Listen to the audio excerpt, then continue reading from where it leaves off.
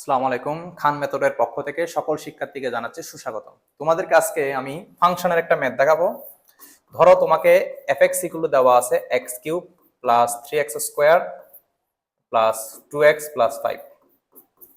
এখন ধরো তোমাকে বললো f-1/3 এর মানটা বের করতে।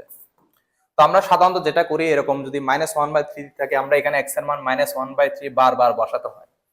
তো আমরা এটা কিন্তু একদম খুব সহজে শর্টকাটে করতে পারি। প্রথমে আমরা এখানে আমাদের পুরো ফাংশনটা আমরা ক্যালকুলেটরে বসাবো। এই পুরো ফাংশনটা যেমন আছে তেমন ক্যালকুলেটরে বসাবো। এই দেখো কিভাবে বসাবো, দেখো আলফা x³ এখানে x³ আছে, তাহলে আমি কি দিব, আলফা দিয়ে এই ব্র্যাকেটটা ক্লিক করব, তাহলে আমাদের x চলে আসবে। তারপর পাওয়ার কিউব, তারপরে plus 3 alpha x square 3x square plus twice x alpha x, তারপরে প্লাস 5। তাহলে আমি পুরো ফাংশনটা আমি ক্যালকুলেটরে ইনপুট দিলাম। এখন আমরা জাস্ট এখানে ক্যালক বাটনটা ক্লিক করব। তখন তারা আমাকে প্রশ্ন করেছে যে x কত, xটা কত।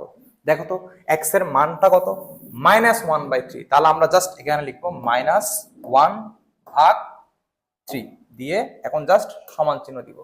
তাহলে আমাদের মান চলে আসছে 4.62962963। তো এটার জন্য আমরা এখন যেটা করতে পারি, শিফট এবিসি দিব। তাহলে দেখো আমাদের মান চলে আসছে কত, 125/27।